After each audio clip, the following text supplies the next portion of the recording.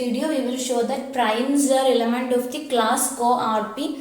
So definitely composites are element of RP because primes are complement of composites and CoRP is the complement of RP. So you know that primes are defined to be the number n such that n can be factored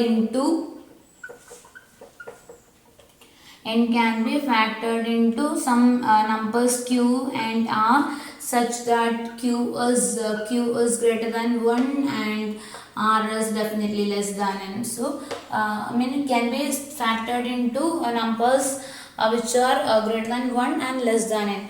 So that is primes.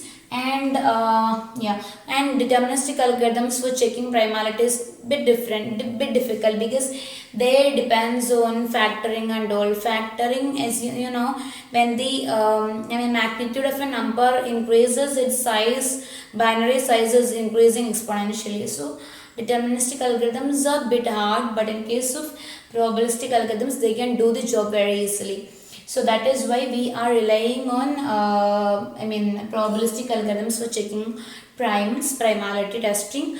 And in this case, to check for primality, we won't be depending on factorization. Instead, we will be using Fermat's theorem, okay, to check whether the given number is prime or not. Okay, so we will be using Fermat's little theorem, which is Fermat's little theorem, which is actually p is a prime number, a raised to p minus 1 will be equivalent to 1 mod p. So this is Fermat's little theorem which we are using for to check for primality. For example, you know that 7 is a prime number, isn't it? So we can, this a can be any number which lies between 1 to p. Okay, see, this a is element of this set 0 to p minus 1. So you can take, whenever we refer to a in this video, we are referring to any number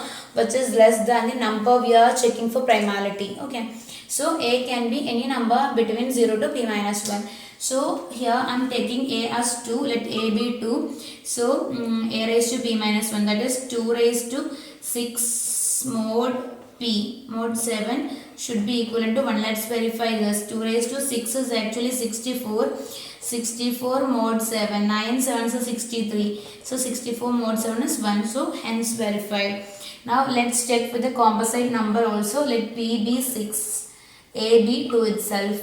Now 2 raised to 6 minus 1 5 is equal, mod 6 should be 1. Let's check whether we are getting 1.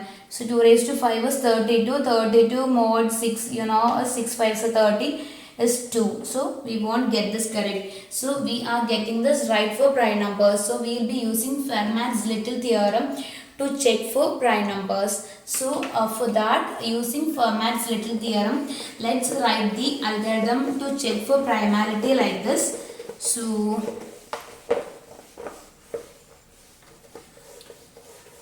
the step 1 is, let p be the number. Number means number you need to check for primality. So p be the number and a is the element of 0 to p minus 1. Okay. So what you have to do is take some random PIs, random AIs. For example, take some k random AIs and do check a raised to AI raised to p minus 1 is equivalent to 1 mod p. Okay. Check of AI raised to p minus 1 is equivalent to, it's congruent to 1 mod p. Third, if the check passes for all I, then it's a prime number. Then prime else not prime, else not prime. So this is one algorithm, the one very naive algorithm that we can write using this Fermat's little theorem. That is, we have to choose some AIs randomly and we have to check whether AI raised to p minus 1 is congruent to 1 mod p. If it is passing the test for all AIs, we can say that it is a prime, else it is not a prime. Here this k is actually the error. I mean, we can use this k to decrease the error probability. That is, if you are, if here see, if we are taking a number and fully check if the number is not prime, the test can be, for example, 9 is not a prime. If you are taking 3, 9 will be divisible by 3, but if you are taking 4, 9 will not be divisible by 4. 9 will not be divisible by 4. That is, there is a 50-50 chance for a non-prime number, a composite number, to pass the test.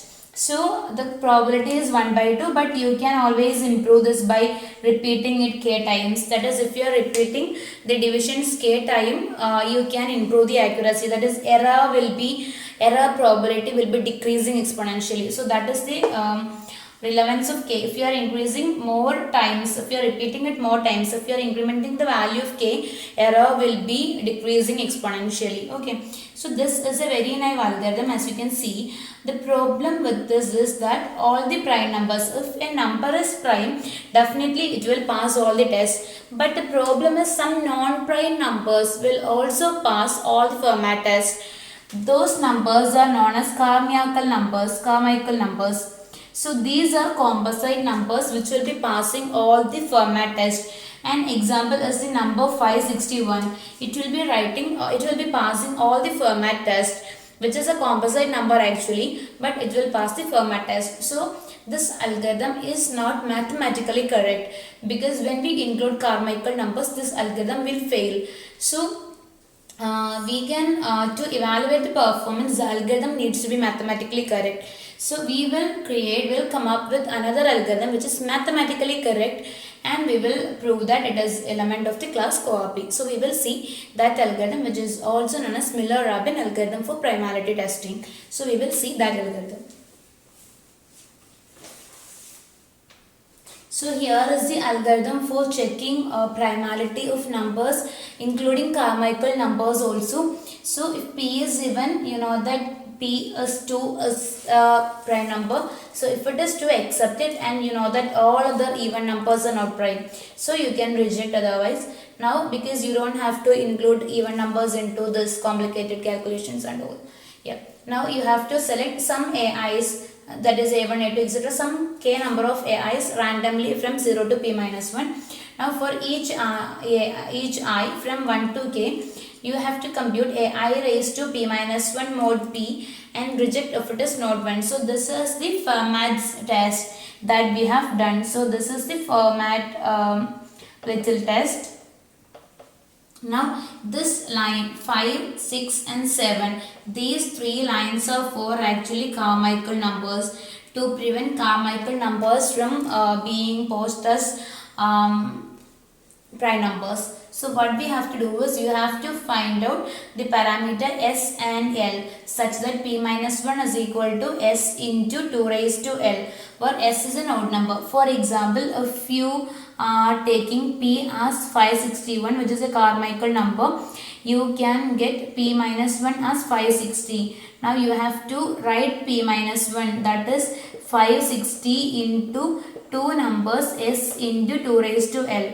S should be an odd number. So you can write it as 35 into 16. That is 35 into 2 raised to 4. So S is 35 and L is equal to 4. So this is how you can write it. So you have to find out S and 2 raised to L, where S is odd. Now you have to compute, take an AI and compute the sequence AI raised to S into 2 raised to 0 mod p, AI raised to S into 2 raised to 1 mod p, AI raised to S into 2 square mod p, and all this. So if at some element of the sequence is 1, you have to find out the last element which is not 1, and you can reject it if the number is not p minus 1. So this test correctly identifies Carmichael numbers and reject them. So if we reach the point 8, that means all the tests are passed and you can accept that as a prime number. Okay.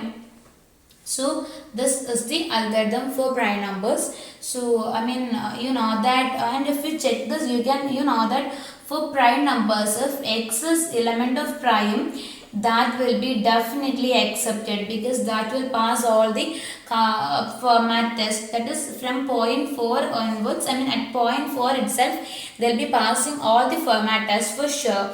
So if x is element of prime, probability that x will be accepted, m of x is 1 is definitely 1, x will definitely be accepted. But if x is not an element of prime, that is f is a composite number. For example, if x is some 9, if the factors, if the random i's that we are picking is some 2, 4, 6 and all, there is a chance that I mean it will fail the test. I mean it will be posing as a prime number. I mean just that depends on the factors we have chosen. So if x is not a prime, probability that m of x is equal to 0 is just greater than 1 by 2. That means all the composite numbers can pass half of the format test. As I told, the reason is if we are taking number 9, you know that 9 is divisible by 3. But if the factors that you are checking are 3, I mean 2, 4 and all, I mean 9 will pass the format test. That is, for a composite number there is a 50-50 chance that it can pass the format test as well. So if x is element of prime, that will be definitely accepted. If x is not an element of prime, I mean the probability that it will be predicted correctly or accepted or rejected correctly is just 1 by 2, which is essentially the condition for CoRP. So that is why we are saying that primes are element of CoRP. If you don't know the definition for CoRP, please do refer to our previous video in the series.